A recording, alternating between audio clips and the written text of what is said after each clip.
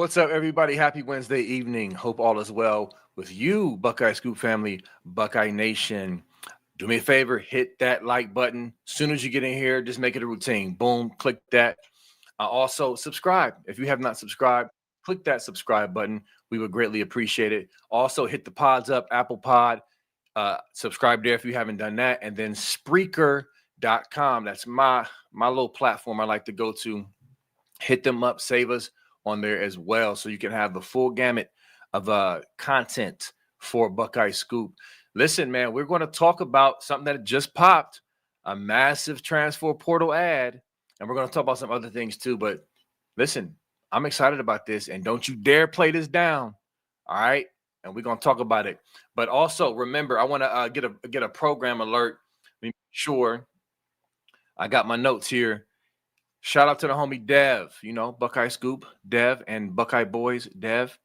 He's got a show next coming up at 8:10 p.m. He's interviewing new transfer portal player from Georgia, Dominic McKinley, the corner, and Riley Pettyjohn and TJ Alford, the current Ohio State linebacker, who I'm personally excited about, as well as Riley, both of them boys. And so they're coming up after we go.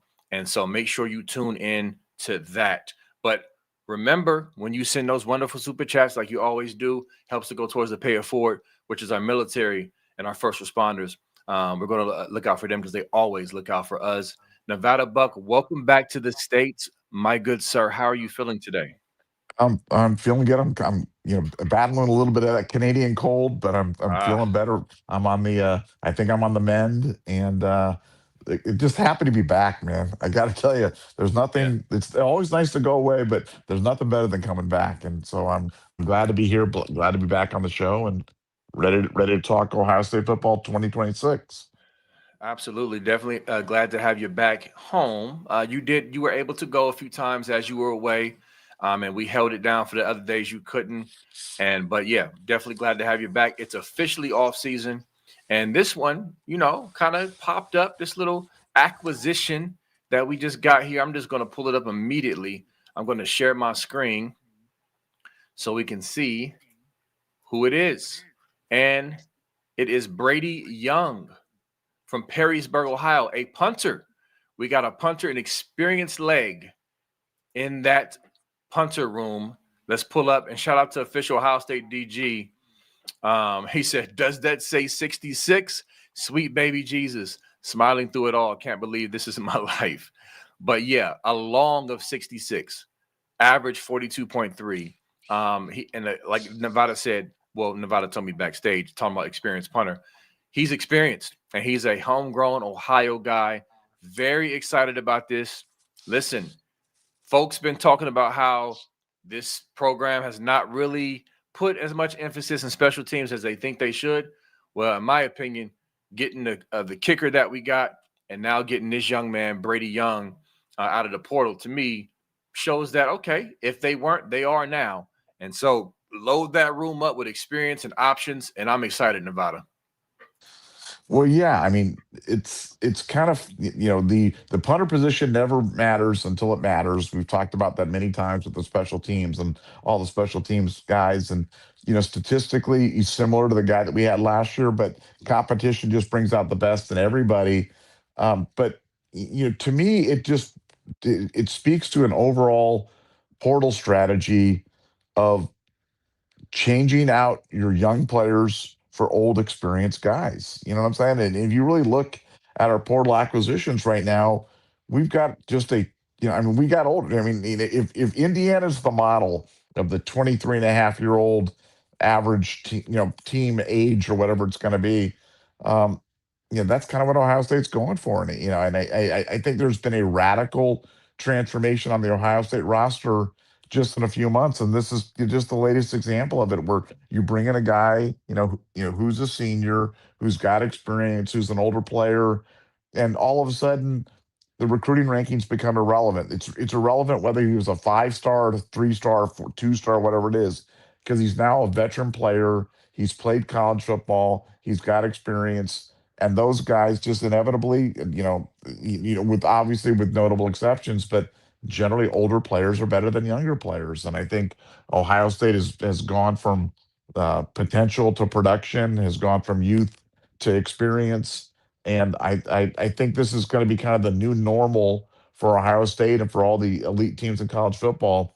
But getting a guy like this, just the latest example of it, and I'm excited about it. I'm excited about this roster because it just looks so. I was sitting down this afternoon before we doing the show, and I'm going through the roster, kind of looking at what it's going to look like for 2026, and it's like, man, we literally turned like almost 25-30% of the roster in the portal, and that's like that's a crazy amount of turnover. And when you do that, you can go from being a young team to being a veteran team right away. And we're going to be about as veteran as you can get in 2026. You're probably one of the most veteran teams in all of college football, and I think that's going to be a huge advantage because our schedule is incredibly challenging in 2026, and we're going to need to lean into that veteran experience. But getting a guy like Brady Young as a punter, just another thing to help, another little chink in the wall. Definitely. Every little piece matters. Every little bit of experience matters. And we're going to touch on briefly the schedule in a little bit towards the end. But yeah, I mean, experience matters. Look, we in the portal, there's some debate, Nevada, because people say, well, you know, they push back against the production over potential because they loved guys like, Mylan Graham and Porter and even Aaron Scott Jr. I love those guys too. I was still holding out hope for Mylan Graham. Aaron Scott, even though he was hopped over on the depth chart by Devin Sanchez, I was hoping he would come in and be in that 3-man corner rotation. You know what I'm saying? But it just didn't work out that way. So now when you go and look at the stats, the experience, the snaps, the yards, everything, all of that stuff from the guys we've brought in, the increase in some ways is exponential. It's not even close. So, yes, would we like to keep all our guys we recruited heavily and to the final minute and they decided to go to Ohio State? Sure.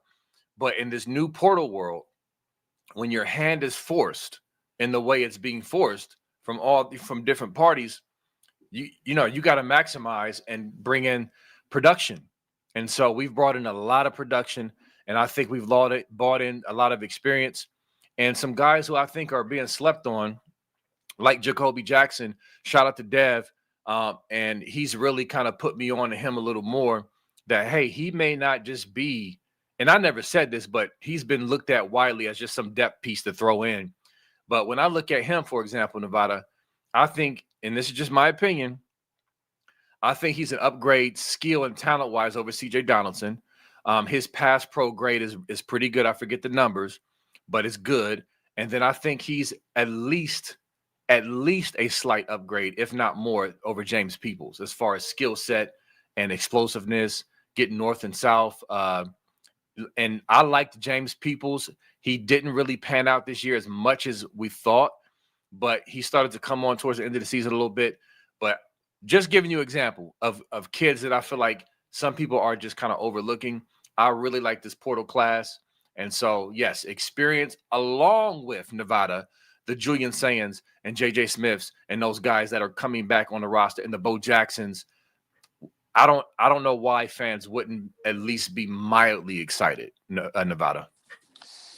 Well, I mean, you kind of picked your excitement level. I'm not that this is a segment or anything, but just while you're talking about it, I don't understand why people aren't excited about the offensive line. I'm just telling you, I Mm, I think the offensive line next year is going to be terrific.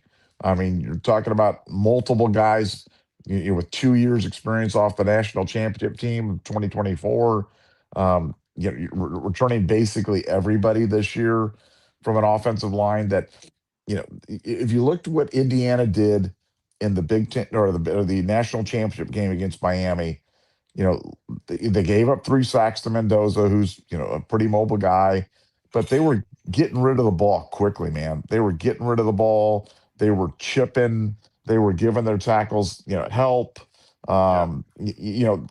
Their scheme was so good and so smart and so intelligent in terms of the way they were attacking a really good pass rushing team. I'm like, I couldn't help but sit there and think, wow, I wish Ohio State would do more of that. You know what I'm saying? I wish Right. that's where Ohio State was at in terms of doing it. Because I know the guys are taking a lot of garbage, but it's so funny how the Indiana line is, considered to be, wow, it's amazing. It's the Joe Moore winner. It's the best line in the country, first team All Americans. And I think we gained more yards against Miami than they did. And Right. um, their guys, we got sacked 5 times, they got sacked 3 times. I mean, it wasn't that different, but for some reason, people's perceptions and stuff is just so different. And I look at the line and look at guys like Zen Mikulski. And Zen Mikulski could not play here at Ohio State, but he's gone to Indiana and he's a stalwart at right tackle. And yeah, I don't understand why people aren't more excited about an offensive line, because you're going to need to lean into that offensive line next year for sure, to navigate that schedule, because that schedule's, at Indiana, at home against Oregon, at USC, at Texas. I mean, it's a meat grinder of a schedule, and nothing can help out something, in a situation like that, but in the veteran players. And I think we've got a lot of veteran players all the way, and we've got rid of some guys. That look, Mickens left, right? And Yeah. everybody's always, I'm sad he's left. He went to UConn. You know what I'm saying? So it's like, Yeah. was that really an Ohio State caliber player? And I'm not trying to pick on the kid, because nice kid, everything, but it's just sometimes you can have portal losses, and they're not, not all portal losses are created equal. And if you had a kid and his best offer ends up being UConn, then was it really, I think somehow that we may have upgraded in that trade right there of Mickens for just about anybody that we added in the portal, because going to UConn, yeah, maybe he wasn't an Ohio State caliber player all along. Yeah, and that's very well possible. I'm glad you brought up the O line. So, Nevada, I've been like, I got notes in my phone of just, you know, I guess it's not necessary to show the world, but I got notes in my phone about the O line because I want to do a write up when I'm just so busy. I want to do a write up, like thorough thoughts about the O line, what's coming back, and just everything. And so here's the upperclassmen. You got Austin Saravelt, senior next year. Ian Moore, junior. Luke Montgomery, senior. You have Gabe Van Sickle will be back. He'll be a junior. Josh Padilla, senior. Philip Daniels, the kid we got from the portal, senior. All right. Some upcoming highly rated guys, and not so highly rated, but looked upon by the staff as, hey, these guys can make an impact potentially. Jake Cook from Westerville North, sophomore. He'll be a sophomore next year. Don't forget about 5-star from Toledo area, Carter Lowe. He'll be a sophomore next year. Obviously, Sam Greer is a stud. He'll be a true freshman, though. I mean, we've seen some freshmen make an impact, but that's still a tall task. I mean, we have other guys, Mason Wilhelm, Landry Breed, Maxwell Riley, et cetera, et cetera. Point is, listen, I went back and watched the second half of the Miami game, Nevada, and I saw a line that was blowing Miami off the ball. They came out in that second half, and we switched to gap scheme. Because listen, we've had some success with zone, with Bo Jackson, especially inside zone, outside zone earlier in the year. He popped a few of his good runs in that scheme, but it just wasn't working out. We weren't blocking it up, and we switched to gap scheme. We start pulling guards and tackles, counter plays, and there were gaping holes. Nevada, Ian Moore looked like a stud out there. Josh Padilla held his own. They gave Sayan more time to throw. Yes, there was still pressure because Bain and Mesidor are just animals. They're going to eventually chip away. But the point is this line looked like a completely different line in the second half versus Miami. And these guys are coming back.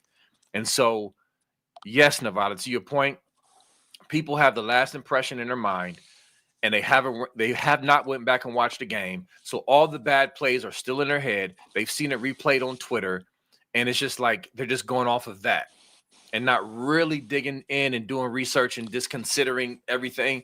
And that's how you get these takes. But I think we should be, at least, if you're not excited, at least optimistic to say, hey, this line can be better next year with all this experience coming back, Nevada.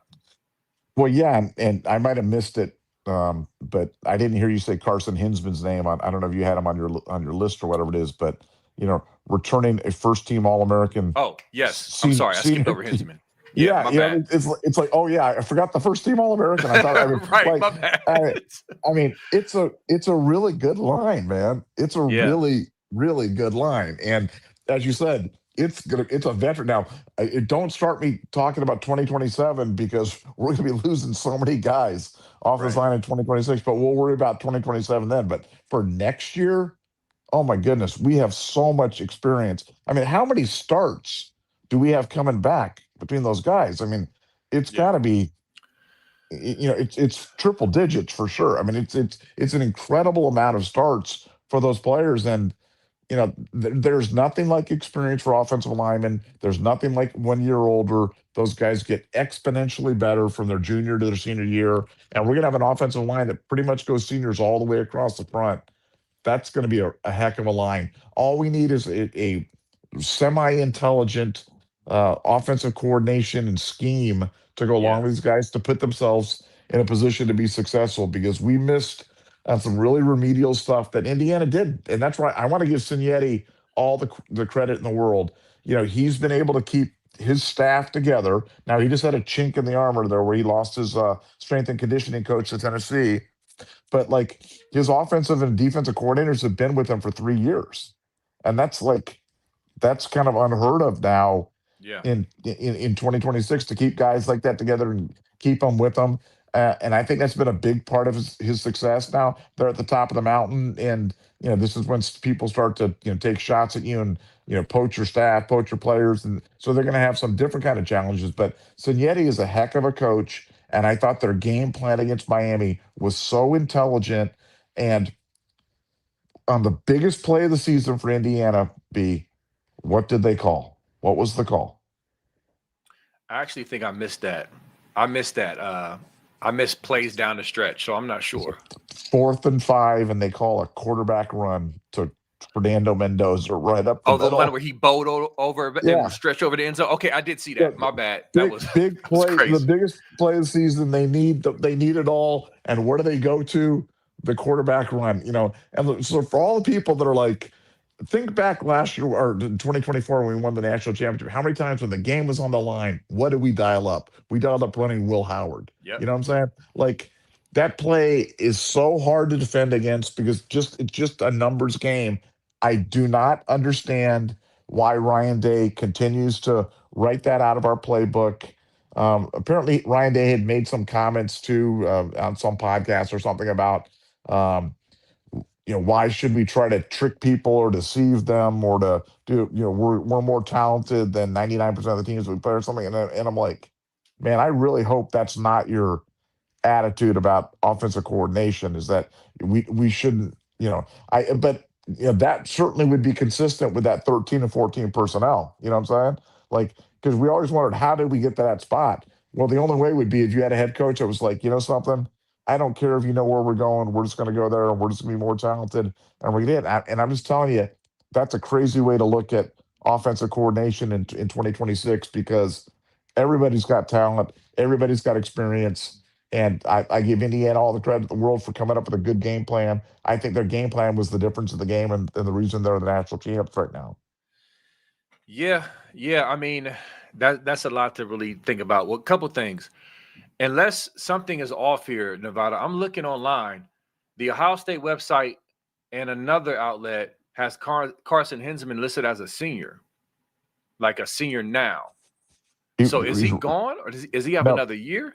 no, he's got another. He's He he redshirted. redshirted. Okay, okay, because usually it says red shirt sophomore, red shirt whatever, Yeah, and it doesn't yeah. say it. So that's great. That is great, great, great.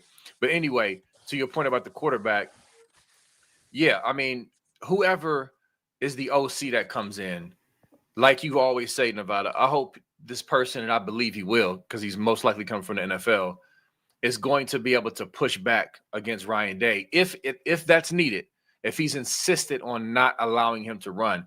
And I'm not saying he has to run a bunch of Will Howard Q draws every other play, but it has to be at least a threat. Sayin can run the ball. Like he can run. Now, Sayin has to be willing. He has to be willing, but there also cannot be mixed messages from Ryan Day and the staff about him taking off in certain situations. So that stuff needs to come together next year. As far as, yes, you want to stay back there and try to find your open stud receivers. But guess what? When the game was on the line, Sleepy Eyes Beck, he wasn't doing that. He was taking off, and it helped his team win. So we just need that to happen.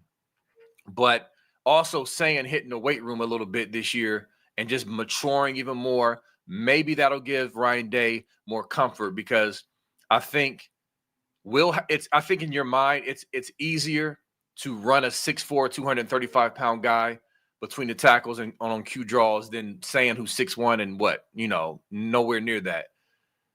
Either way, it has to happen. Scrambles and the occasional, quarterback run to keep the defense honest. And if we're going to run RPOs, keep the defense honest to know that, hey, Saying might actually pull or whatever. So yeah, I agree with you, man. I definitely agree with you on that. Well, yeah, they've got to activate the quarterback run as a viable part of it, and I've said it many times. Sane rushed for more yards in high school than Arch Manning, so Julian Yeah. Sane can run. He's it. We just he's Ryan's got to quit coaching it out of him. He's got to quit doing what he did to Justin Fields and what he did to C.J. Stroud and what he did to Kyle McCord. Think about the only year he ran the quarterback. Who was his offensive coordinator? Chip Kelly. Yep. And Chip Kelly is one of the biggest proponents of running the quarterback in the world. One of the premier experts on the running game in the world. And so, yeah, naturally that guy's going to dial up some quarterback runs. But once he was gone, now we're back to the old same thing again. We're refusing to run the quarterback. We're refusing to activate that. We're refusing to use it as a restraint. And yeah, it's going to be one of the things I'm really looking for from the OC that they bring in. Does he have experience running the quarterback? Because that to me is going to be a big thing and a big tell in terms of how we're going to do in 2026. Because I'm not sure. I'm trying to think about an offense right now that operates at a high level in this year that doesn't at least have some element of the quarterback run involved in it. And I'm having trouble coming up with one at just about any level. Yeah, me either. I can't think of it. And so, again, what gives me hope, Julian Saying said in a press conference after the game that he should have stepped up and ran on some of those situations, and that supposedly Ryan Day was saying, hey, you should have ran. Again, as me and Nevada have said, kill the mixed messages about running as the quarterback. Get rid of that confusion, if there is any, which we believe there may be, and implement this as something that is not primary, but at least in the bag.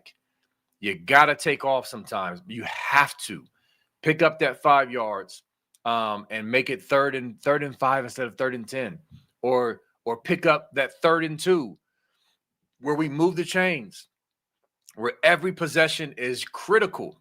So yeah, it's a lot about that. But you mentioned going into next year. I think that's a good segue into what we also wanted to touch on, which is this tough schedule next year and the top 3 toughest games on this schedule. In Nevada, there's some that may seem obvious, but I was kind of going back and forth about some.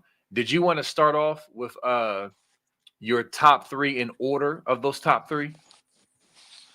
Um, yeah, I mean, I've got a bunch that are kind of lumped together for me. But I mean, obviously, the three kind of chalky ones to talk about are Oregon, at Indiana, and then at Texas. And Mm, it's like, in not in any particular order. I'd probably put the at Indiana. I mean, they're the defending national champions. We're playing them on October 17th. That'll probably be a night game. They're in Indiana. Yeah, who knows? With the schedule, I shouldn't say that. Who the heck knows anymore? But, right. at Indiana, Fox. at Texas, and then, Oregon. With returning Dante Moore, so that's just if you just had those three alone to be up, but we've got a lot of games that are right behind that in terms of degree of difficulty. And I know I sound like the old guy that repeats himself, but I hate the fact that we have that Texas game. I just hate it. I think it's if you don't have that Texas game, you can, pretty much say, I think we can avoid 3 losses. You know what I'm saying?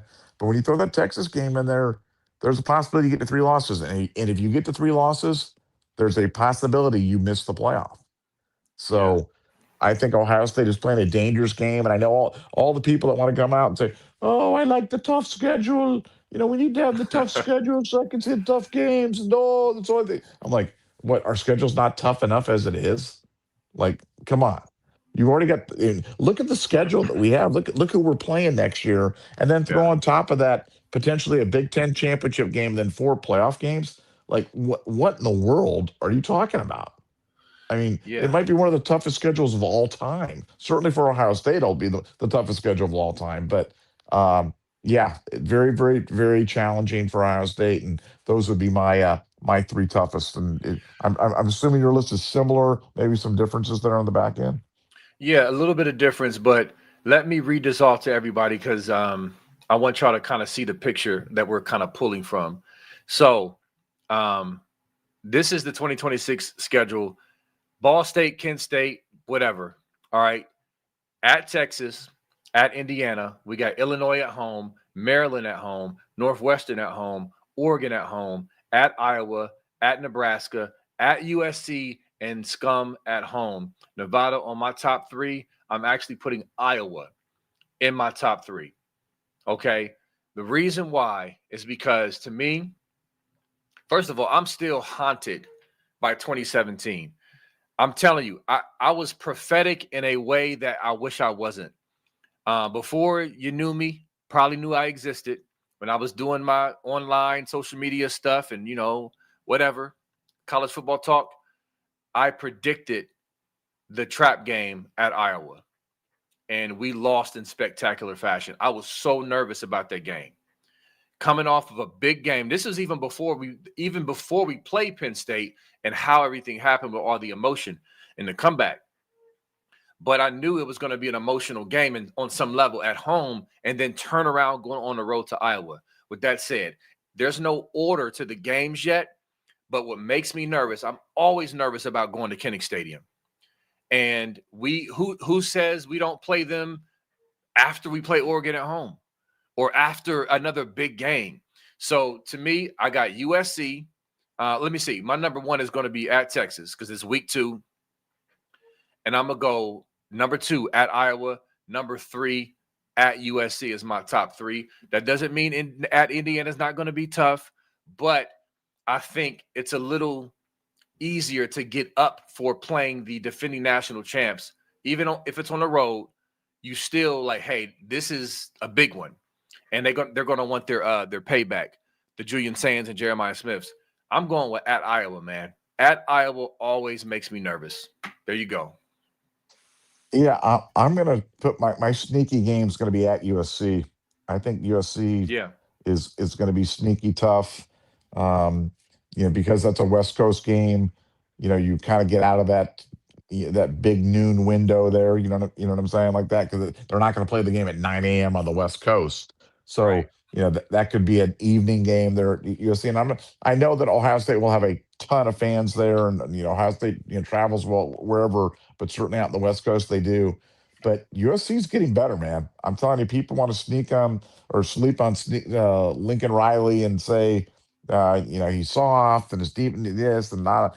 But I mean, USC's got some players. They've got some players, and they killed Michigan this year. And obviously, Michigan was not a good football team, but they certainly can be dangerous. And depending on when that game is, I think you're exactly right. Depending on how many favors the Big Ten does us with this schedule, because this schedule is already incredibly challenging. But if we Yeah. don't get the right buys and the right sequencing of games and stuff like that, this thing could absolutely be a baton death march for this team. Yeah. So I mean, as these things get slotted, at least it seems like the Texas game is not the first game of the year, which is good. Right. Week 2. Week 2. I mean, to me, that's a win. I think that's a win for us because um, I like the fact that we'll at least have gotten a controlled scrimmage there against Ball State the week before we Right. head down to Texas. I think that's inures to our benefit. But yeah, super super challenging schedule next year, and every game's going. They're all going to mean something, but it's going to be nail biters along the way. Yeah, and I was telling Funky yesterday because we mentioned the USC game, And Nevada, you know, like I know, the last time we visited the Coliseum, it was not pretty. Y'all remember Beanie Wells hurt his toe against Youngstown State the week before, and we flew out to Cali and got absolutely hammered. I think it was at 35-3 or 38-3. It was something. It was bad. Um, yeah, it was bad. And Pete Carroll and all them studs jumped all over us, and it was just bad. So personally, I want to get that taste out of my mouth of playing at USC from that. I know that was a long time ago, but that sucked. So yeah, this schedule is not easy. Now again, we said the same thing about this year's schedule, and things kind of unravel. But I think what happened to Penn State was a little unprecedented. I don't expect anything like that to happen to any teams this year, but you never know. And then some other teams, you know, whatever. But yeah, this is Well, going to be a gauntlet. Yeah, but B, who of those teams could unravel? I mean, like, look, I mean, let's look at like it. who could? Yeah, I mean, like, is Texas going to unravel? No, no way. You know what I'm saying? They're not going to unravel. Not by week two. They're not Yeah, going no, to yeah. unravel. Not by week two. No, You know no. what I'm saying? I And just don't and trust so then Arch anymore, but not by I week don't. two. But he'll be better, you know. Yeah. And obviously we beat them the last two times. Obviously, they're going to be a lot of, you know, that's going to be a raucous environment, you know, difficult thing to play, and they'll at least be viable by that time. Indiana's not going to unravel. I don't think Indiana's going to unravel. I don't not next year. Who's their quarterback Um, next year? Do you know? yeah, Indiana, the TCU kid. the TCU kid. Okay, okay, Yeah. okay. So I mean, so they've got an experienced quarterback back there. They got a lot of good players back. They're going to be super active in the portal with Cuban's money and stuff. So I mean, you know, they're going to be, depending on how much of their offensive line that they return. You know, they could be returning a really veteran offensive line as well. So you know, I don't think, you know, they're ravelable. Um, Yeah. I'm trying to think about who else, you know, could really. I mean, Oregon, is Oregon going to really spit the bit next year with Dante Moore? First of all, what he got paid was just absolutely insane. But hey, whatever. But I was going to say something about Oregon, man. Fox, please keep your hands off that. Look, Nevada, I really want to play Oregon at night in the shoe. I really want that to happen, man. Like, but I just don't. Because what? I think Funky was saying, what, Fox gets 3 games, right? 3 games to Yeah. pick from. Like the first three, they're obviously going to pick the game. Um, and we were saying, who would you say at Indiana will be the other big one they pick? And Oh, for then, sure. so I'm hoping that they keep their grubby little hands off the Oregon game. At least save us that Uh, one. There's no chance, man. You look the skilo. I wish I was a little bit taller. I wish I was a baller. And it's like, you know what I'm saying? Yeah, you wish that game was that night. No, you ain't got to Ah, get your wish. You ain't got to get your wish there. No, I shouldn't say it. You never know, but I would be yeah, shocked. I would yeah, be man. It's just absolutely like, can shocked. we get anything good? Like, it's Yeah. just, it's frustrating. I listen for those who want to. Well, stop. Look, I understand noon games will be a part of college football, but we get just absolutely destroyed with noon games. And so I really hope we can come out with at least one or two good night games, not against Ball State, not a night game against Ball State, a real night game. So anyway, that's my little rant about that. But yeah, to your point, looking at there's no James Franklin coaches on this schedule to help his team unravel, I guess. Yeah, Yeah, because it's last going to year, be think about, tough, man. I mean, Drew Aller, we knew he was ass. We'd said Drew Aller was ass, Yeah, and yeah. he's there. But I mean, like, Dante Moore's like, you know, you can debate about how good he was, but he probably would have been the first pick in the draft this year or the second, you know. And him coming back to Oregon for one more year, you know, that's something. I mean, Arch Manning, I just don't think. I just think he'll be better. And by the end of the year, he wasn't horrible.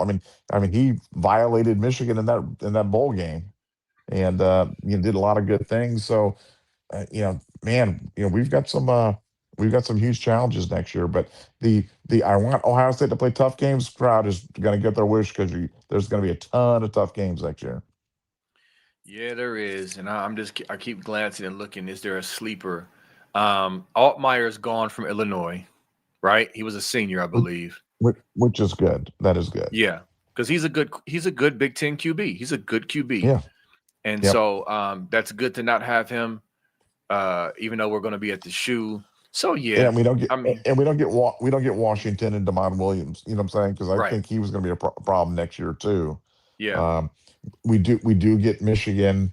It's funny how we're talking about all these tough games and stuff like that, and we don't even have Michigan up there on the list, which is kind of funny. I mean, it's funny. It's accurate, but it's funny. It Yeah. shows you how far that program has fallen.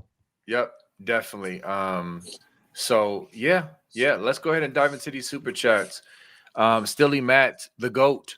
Thanks for the 199. Welcome back, Nova Scotia Buck. I told you I like that. I like that nickname. That's clean, Nevada. Yeah, yeah. No, I'm now the resident expert on all things from Sydney, Nova Scotia to Halifax. So I can anything you want. Good restaurants, places to eat. The Swiss Chalet restaurant up there, important place to go by if you go there. You can go by there and also here's an interesting kind of fun fact. There are about 11 restaurants in Sydney, Nova Scotia that advertise a lobster roll sandwich, right? Mm-hmm. And I like a good, and they sell lobster, but they don't sell the lobster for whatever reason. They don't sell the lobster rolls. Isn't that crazy? I could not get a lobster roll sandwich up there. That is crazy. Why? Did anybody explain to you why? No, no, they couldn't give me a reason. I'm like, wait a second, you got the lobster because I can order a whole lobster dinner, but you're not. They're like, yeah, that's out of season. I'm like, how can it be out of season? You have the You lobsters. still have the lobster, right? Yeah, That's yeah. weird. What is mayonnaise out of season or something? Or bread is out of season. Right. Butter and mayonnaise. Yeah, Exactly. Come on, man. that's strange. Yeah, I don't know. Because listen, I love lobster rolls, so I would have been annoyed. I would say, listen, give me a whole lobster, three, buns or bread or whatever, and some butter, and I will make me a No, lobster but roll. but B, I literally was like Googling like best lobster rolls in Sydney, Nova Scotia. And I went down the list. I literally went to every place on the list, every single one of them. Nope, nope, I'm sorry. Even it would have it listed on the menu. Like top first item would be lobster roll. I'm like, I'm gonna have the lobster roll sandwich. Oh, I'm sorry, we don't, it's out of season. Like, I what? think I think Ashton Kutcher was punking you or something. It was just weird, I like a camera was that's following you to each restaurant. that could That be. makes no sense. But I'm waiting for the reveal. I'm waiting for the reveal. Does he have to leap out with with a lobster roll and give it to me? No, no. Right. Sorry, guy. We were trolling you, man. It was hilarious. Our Come Nova on, Scotia man. audience absolutely loved it. But no, that's just weird. Definitely weird. And all right. Ranjit Sori, Pink Floyd Piano. Thanks for the 5. How about hiring Kevin Wilson as OC and JT Barrett as assistant OC and having Kevin Wilson mentor JT in terms of play calling, OC, and etc.? That seems like a lot going on right there. What's your thoughts on that, Nevada? On that plan? I think it's a great plan. Probably not realistic, not going to happen. But it got me thinking. The question got me thinking about one of the great mysteries of the offseason to me, which is what the heck happened between Ryan Day and Chip Kelly. Hmm. You know what I'm saying? Because Chip Kelly became available, and Ryan Day passed. I mean, like things that make you go, what? I mean, we won the national championship with Chip Kelly. Now, I can only think, was Ryan mad that Chip left after 1 year and when he'd promised to give him multiple years? I mean, I'm just surmising. I don't not have any inside information on this, but I'm digging for it. But don't you find it weird that Chip Kelly has kind of like he was there. He was there to be had, and we had an opening on offensive coordinator, and Ryan Day passed. I just find that so fascinating. Or did Chip Kelly pass? But why would Chip Kelly pass? Why would Chip Kelly? Why would Chip Kelly? Georgia Tech and something like why would Yeah, Chip Kelly? I don't know. It's so weird. It's a good question. It's definitely a good question. It was there for the taking. Let's run it back.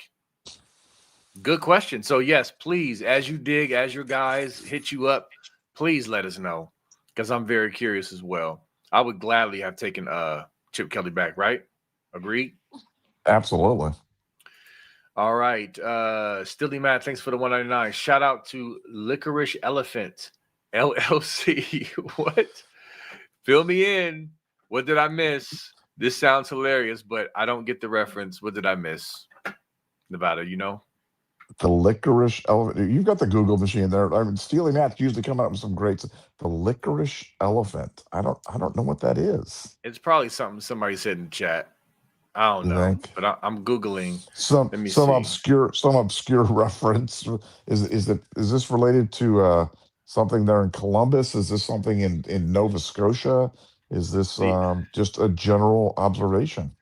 Okay, a licorice elephant most commonly refers to a popular black plush stuffed animal from the Baby Gans collection, known for its soft texture. I don't know if this is the right thing. Maybe it's just coincidental, but it's a picture Yeah, of this little plush elephant, and it's called a licorice elephant. I'm sure we're way off. It's probably something. Help I'm us, sure Stilly we're Matt. missing. Let See, me check the chat. you're supposed to be all our connection to everything like young and hip and contemporary and stuff like that. And I'm the old guy that doesn't get these references, these contemporary Yeah, references. But you're supposed to know all this stuff. I'm stumped on this one. Licorice elephant. Listen, I will proudly be stumped on this one. uh, Look at Stilly man. Sorry, B. Like no explanation. It's just laugh at me. Um okay, it's an inside joke. See? Inside okay, joke. See, okay, these yeah, cats done had me go to freaking Google to read off of a yeah, plush yeah. elephant. We're describing plushy toys there, and Plushy is it toys. That is yeah. hilarious. I'm gonna get y'all back. I'm gonna make y'all Google something random and ridiculous one day. All right. Ernie Gonzalez, thanks for the 999. The clock has been sped up. Time for development is lost, maybe because players get paid. Thoughts? Yeah, I've been saying this. The clock has absolutely been sped up. Gone are the days where you can wait for, and shout out to my guy Curtis Grant, my brother, for the Curtis Grants to really pop. Curtis Grant popped his senior year. He was a 5-star from Virginia, really, really talented player, but he came into his own his senior year. Shoot, Terry McLaurin, end of his junior year, senior year is when he popped. And you see what he's doing in the NFL now. I can go on and on and on where guys develop. Just because a guy doesn't develop after his freshman year doesn't mean Ohio State or other schools can't develop talent. Some guys are on different spectrums and clocks. But with this new portal life and the demand of money and right now ism, it's being cut off. So now you got to respond and say, okay, you don't want to stay here and earn your spot or whatever and earn your way and continue to grow and all that. Fine, do your thing. You and your agent get your bread, whatever. Go somewhere else if you feel like it's good. But now we're going to go out and get players who have produced at other schools at a high level, who want to be a Buckeye, etc. And that's what we got to do now. But yes, that was a long-winded answer to that, Nevada, about that concept. Well, it's interesting. First of all, it's a great question, observation, comment. But it got me thinking about Devin's interview is coming up here in 10 minutes, where he's got Alford and Riley Pettijohn, and I'm already thinking about like because one of the first questions I would ask them is, what was your process in terms that led you to say, "Hey, I'm going to stick around," as opposed to move? You know what I'm saying? Like, what's that decision making like now? And that would have been unthinkable, or not unthinkable, but we wouldn't. That would not have been our first question 5 years ago for a kid like this. Kids going into their sophomore year, but Right. now because the development thing has been sped up so quickly, I just wonder about that. I wondered, what made them stay while others left. What was the conversation like? Was it about playing time? Was it about belief in Matt Patricia? Um, you know, what was it that led them to stay, when I'm sure that there were greener pastures at other places. So I'd love to hear Yeah. the answer to those questions. Well, leave it to some people. The whack was on fire, and Ryan Day was going to the NFL, and everything was crumbling around us. Something So was amiss. Something was very something amiss. was amiss. Something's not right here. It's terrible. No, it's not. It's the portal. It's 2026 and the portal. And once again, Ohio State has adjusted and handled business like we thought they would. Um, Yissa Carl G, thanks for the 909. Does it concern you that Tyler Bowen hasn't coached the offensive line for 7 years until last year? I don't know if it was 7 years, but I know it had been a minute since he was a full-time coach. I'm in wait and see mode. I know people are at Tyler Bowen's neck, because of the O line and the last two games not performing well, giving up 2 sacks. I mean, I'm sorry, 10 sacks. But I'm wait and see mode. It'll be his second year, second off season, a bunch of experienced guys coming back with a more experienced quarterback, et cetera, et cetera. I'm me personally, I'm waiting to see on this, Yisakaro. What you got, Nevada? Yeah, well, I think he's, now that you've got, extensions on numbers of accountable coaches and people that can, do on coaching instruction and stuff. I think, the idea of being the pure offensive line coach has been, diminished a little bit. So I think he's got help and he can lean into other people. But yeah, I'm with you. I think but I do believe in the offensive line. I think it's going to be a team strength next year. Absolutely. I think this is going to be one of the most veteran lines we've ever had at Ohio State, and like, I think they're poised for great things, assuming we can work out some of the stuff on the coordination side, and that's where I'd love to see Tyler Bowen get more involved on that because he's got experience as being a coordinator type. So Yeah. for Ohio State, you really need to have that thing be in simpatico with each other, and I'm not sure they were. I'm not sure the relationship between Tyler Bowen and Brian Hartline was top of the of the notch, and I think that's got to get better. That's something that's got to improve. But I'm a believer in Tyler Bowen. I think it's just we like to think about in your lifetime on Ohio State. Have Mhm. people ever liked the offensive line coach? Like ever? No, never. No, never. So to me, it's a rite of passage. It's like the Swallows returning to Capistrano, criticizing the offensive line coach in a year that we didn't win the national championship is just kind of in vogue. So I just think it's just I think it's his turn to get the lashings, and but I'm not reading too much into it. No, I definitely feel you. All right. Andre Ash, thanks for the 999. Could Ryan Day be going after Joe Brady for OC now that he's unemployed? I hope. I mean, honestly, we know I think there's plenty of evidence that Ryan Day has been waiting on the NFL chips to fall and he's going after somebody in the NFL. And so I was telling Funky the other day, Nevada, that I'm excited to see what Ryan Day pulls because he's trying to go. Like the Matt Patricia hire was a great one, despite some of the goofy backlash from goofy fans. But I think he's going to try to really do something similar. Like, hey, I'm about to get a dog in here, and so who knows? At this point, I wouldn't be surprised. But yeah, Joe Brady would be amazing, Nevada. Yeah, I mean, Joe Brady would be a grand slam, but I agree with you. I have absolute confidence in the information that I've gotten from the agent community that leads me to believe that Ryan is actively, mining the NFL ranks right now. So, Joe Brady's a name that I'm sure has got to come across there.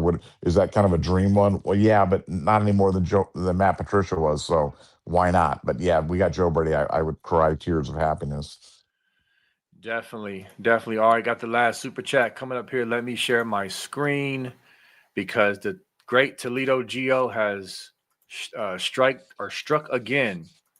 And Johnny Utah for OC. I wish this picture would blow up a little bigger. It won't get any bigger. Back to his alma mater. So this is a great reference. Johnny Utah played by the great Keanu Reeves. And so in the replacements, the movie replacement, the replacements. I wouldn't put the replacements up there with my all-time football movies, but it's a honorable mention. I like the movie. It's really goofy. And but yes, Keanu Reeves, Nevada. What you think about this reference? Well, now Johnny Utah. So now Johnny Utah. Now didn't now what was the name? What was his name in Point Break? What was Keanu Reeves' name in Point Break? You know what? Let me Google that because I don't remember. It's been years since I've seen Point Break. Oh, you know what? Hold on. When I start typing in Point Break, Ohio State came up. So you might be on to something. Hold Yeah, on. I'm just Yeah, it was yeah. Johnny Utah. Yes. Yes. So So yeah, so I don't think it was the replacements. I mean, I think the replacements. It was another name, but I think are you Johnny Utah sure? was. Because I when don't I know. on here it says the replace. It's like next to his picture it says the replacements, and it So says what was his Keanu name? Reeves. What was his name in Point Oh no Break? no no no no. Okay, no, you're right. My bad. Shane Falco. Shane Ch- Falco. He played for Ohio State too. That's what I'm Okay, getting so confused.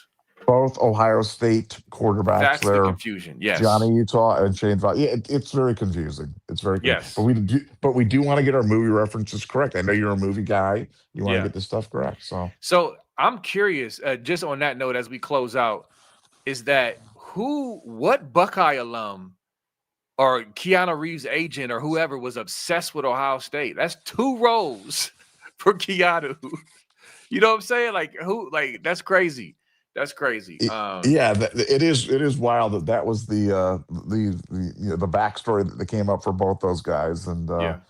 it's it is weird. I have heard that question asked of him before, and I remember the answer being there wasn't like a real answer. It was just kind of like it was coincidence. But maybe I'm misremembering. But I'll do a little more digging on the Keanu Reeves Ohio State connection. Yeah, because that's very interesting. But anyway, listen, we are wrapping up. Make sure you join Dev. He's going live on both channels, Buckeye Boys and Buckeye Scoop tonight. And again, he's interviewing TJ Alford, Riley Pettyjohn, and then he's also interviewing Dominic Kelly, the new corner, who I'm excited about. And Georgia fans wept badly on their message boards when he left. So don't sleep on him. Excited. Make sure you check out the interview. Dev, I'm about to go get me a sandwich and then turn you on and listen to the interview after this. Listen, Buckeye Scoop family, Buckeye Nation, we love you. Always a great time. Until next time, peace and go Bucks.